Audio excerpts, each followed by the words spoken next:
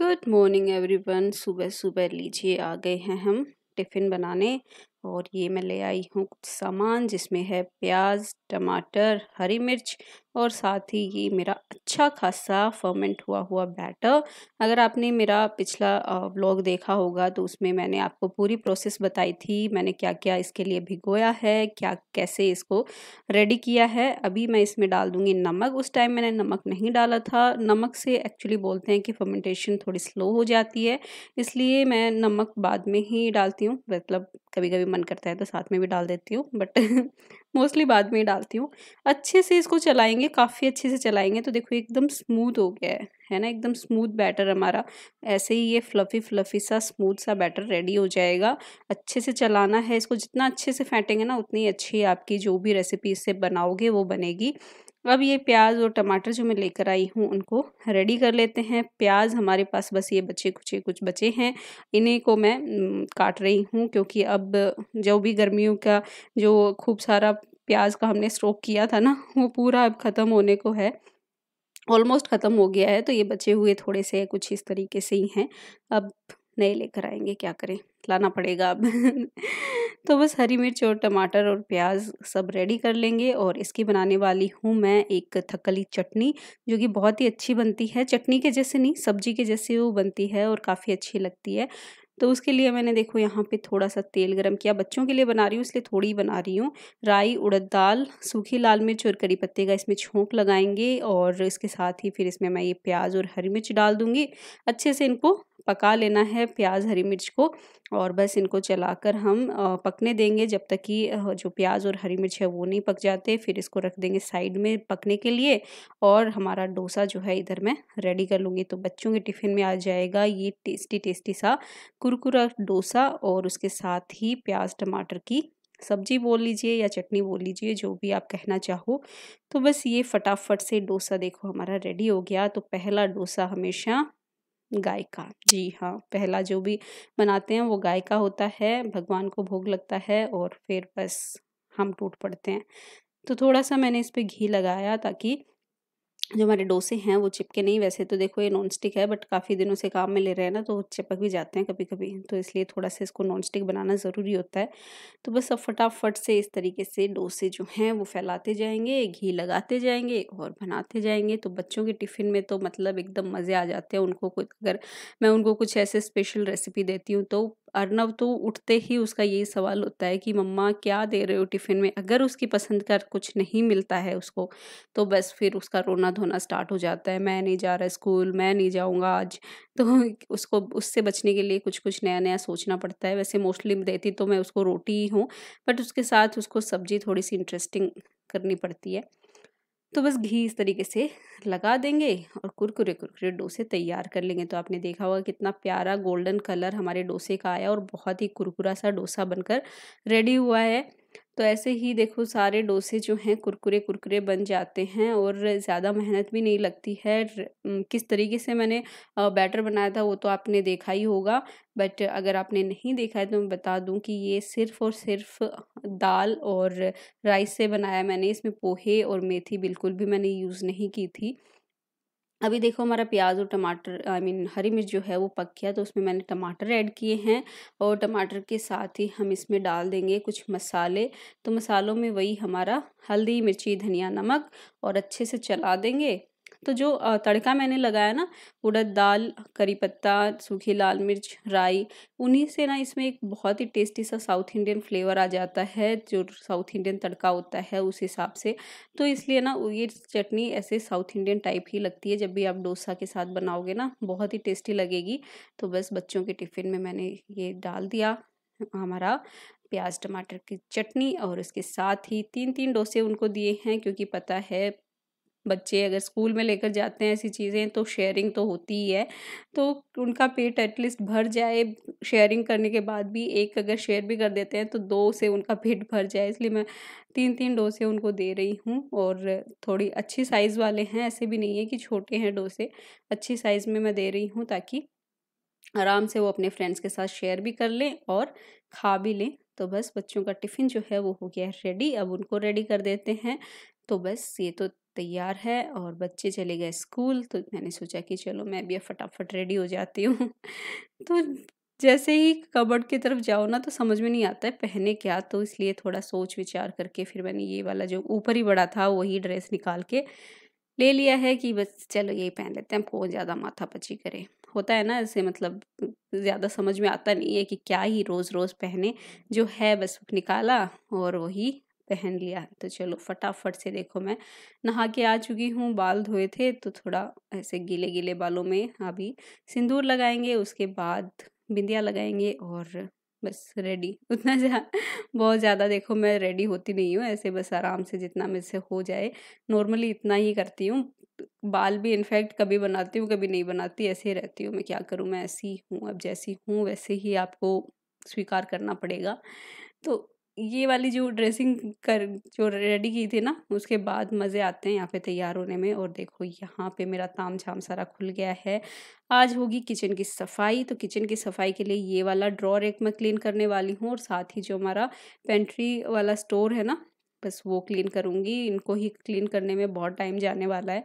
तो फटाफट से चलिए इसको खाली कर लेते हैं। और आप देख सकते हो क्या-क्या चीज़ें निकलती जा रही हैं। बच्चे देखो कुछ भी अपने चिप्स-विप्स काटते हैं ना, उसके भी रैपर ऐसे ही छोड़ देते हैं इसमें। और देखो क्योंकि ये जो ड्रॉर है ना, ये बिल्कुल घड़े के नीचे है ना, तो इस वज़ह से ना सीलन से देखो कैसे ख़राब सा हो गया है। सीलन आती है थोड़ी बहुत, तो उससे ख़राब भी हो जाता है। और ये डब्बी में सब निकनैक आइटम्स हैं, जो भी स्क्रू और कुकर की सीटियाँ सब जो निकल जाती हैं ना, वो सब यहाँ पे रखी हैं।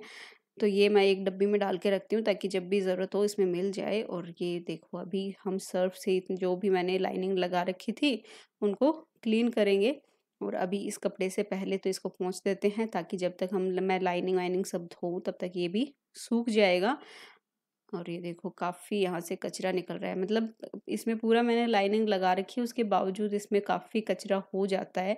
बट क्या करें, बच्चों का जहाँ पे घर होता है ना, तो बच्चे इधर-उधर चीज़ें लेते हैं, करते हैं, तो वो ना लाइनिंग को भी खिसका दें, ऐसे बच्चे हैं मेरे।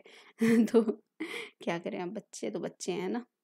तो रगड़-रगड़ के चलो इनको भी धो देते हैं। तो मैं तो मतलब जब भी क्लीनिंग करती हूँ ना, तो ऐसे इनको पहले धोकर छोड़ देती हूँ ताकि डब्बे जो भी मैं क्लीन करूँ ना, तब तक ये भी सूख जाएँ। तो इनको अच्छे से क्लीन करके और धूप में डाल के आ जाऊँगी ताकि जब तक मेरा बाकी का क्लीनिंग का काम चलेगा, ये भी अच्छे से सूख जाएँगे, तो हाथों हाथ बस फिर इनको भी लगा दूँ। दिवाली की सफाइयाँ जब भी करती हूँ ना, तब उस टाइम पे तो इनफैक्ट पहले दिन ही ये सारी चीज़ें जो भी मुझे धोनी होती हैं, जो लाइनिंग लगी होती है ना ड्रॉर्स में इनमें, तो वो मैं निकाल के रात में ही धो देती हूँ ताकि सुबह जब क्लीनिंग हो जाए तो मुझे सूखे ही सब मिलें और हाथों हाथ मेरी ये काम भी हो जाएँ। तो यहाँ पे देखो कितने सारे चम्मच और ये सब ना ये ड्रॉर में आ गए। नए वाले भी जो हम लोग गेस्ट के लिए रखते हैं ना, वो भी अभी इसी में निकले हुए थे। तो मैंने सोचा कि एक बार इन सबको मैं क्लीन कर देती हूँ, क्योंकि सीलन की वजह से थोड़ा-थोड़ा ना खराब हो जाते हैं। तो इस वजह से मैंने सोचा कि चलो एक बार क्लीन कर देते हैं। तो कढ़ाई में देखो मैंने सर्फ़ डाल लिया ताकि कढ़ाई में आसानी से आ जाएँ।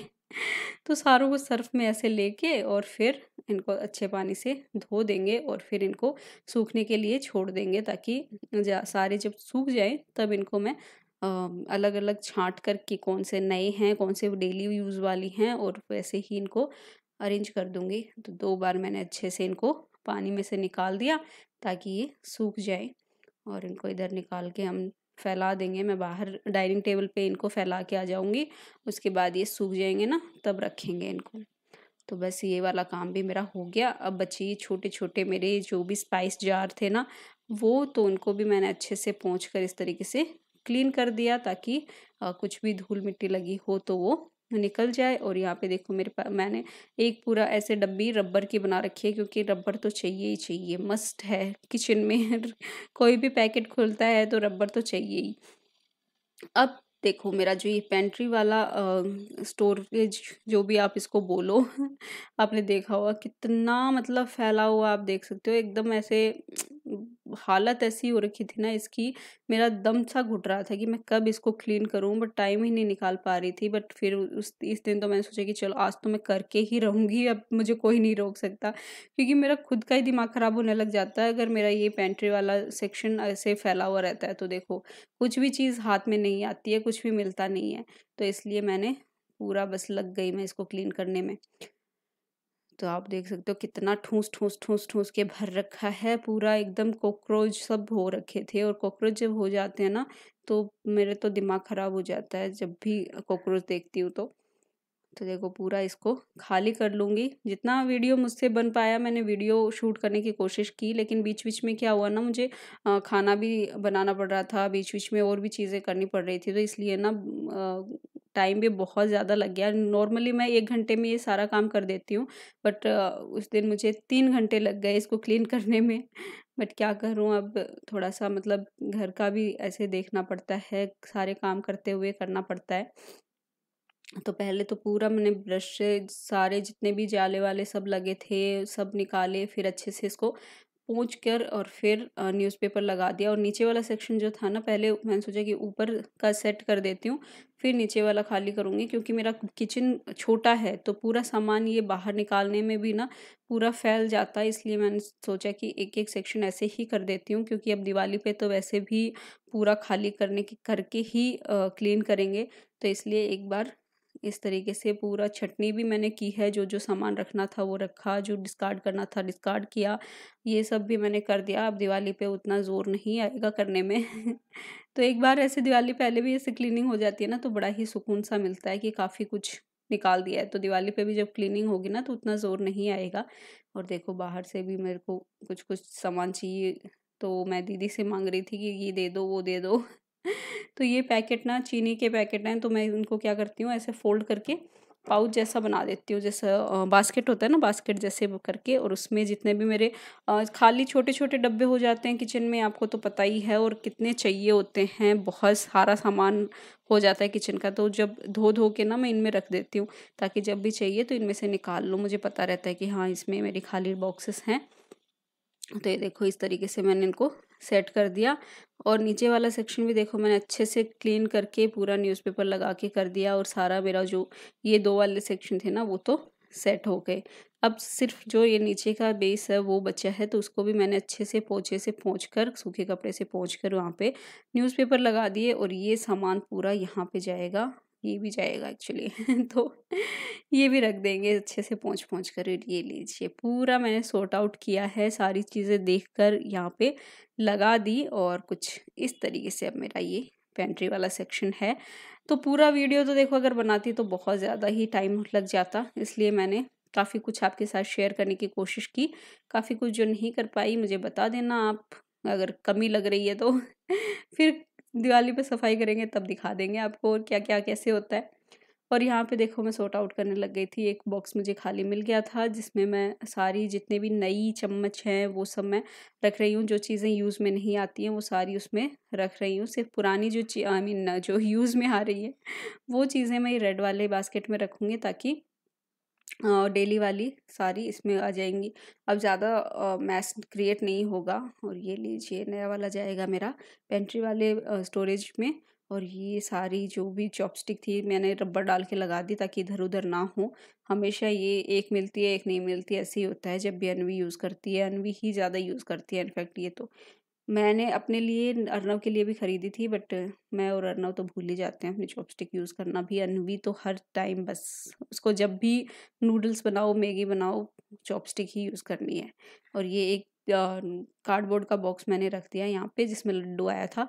तो इसमें जितने भी ये छोटे-छोटे पाउचेज़ थे ये मैंने रख दिए, और बस वही सारी चीज़ें। और आ गया मेरा सेक्शन। यहाँ से भी काफ़ी मैंने डब्बे मेरे जार जो थे वो खाली थे, तो उनको भी मैंने धोने के लिए निकाल दिया और धो दिया था इनको भी।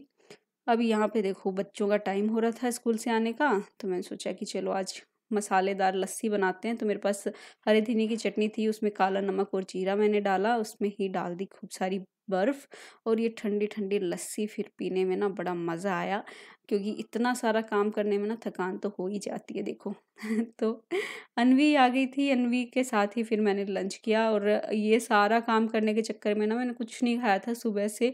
पूरा काम करके ही मैं खाने वाली थी, क्योंकि जब खा लेते हैं ना तो एकदम ऐसे लगता है कि अब तो कुछ काम नहीं होगा। तो इस चक्कर में ना मैंने कुछ खाया भी नहीं था और 2 बज गए थे सारा काम ख़त्म करते-करते।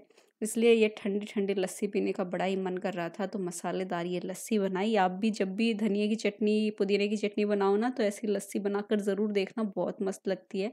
तो बस आज का जो ये वीडियो था, आई होप आपको पसंद आया हो, मेरा डेली वाला रूटीन एक। तो अन्वी आ गई थी, अन्वी के साथ गप्पे मारते-मारते मैंने लंच किया, फिर अर्नव आया, उसको लंच करवाया और फिर बस सो गई थी थोड़ी देर। तो बस इसी के साथ ये वीडियो मैं यहीं पे एंड कर रही हूँ। आई होप आपको पसंद आया हो, अगर आया हो तो प्लीज़ इसे लाइक करना, शेयर करना एंड मेरे चैनल को सब्सक्राइब ज़रूर करना। Thank you for watching my video. Bye bye.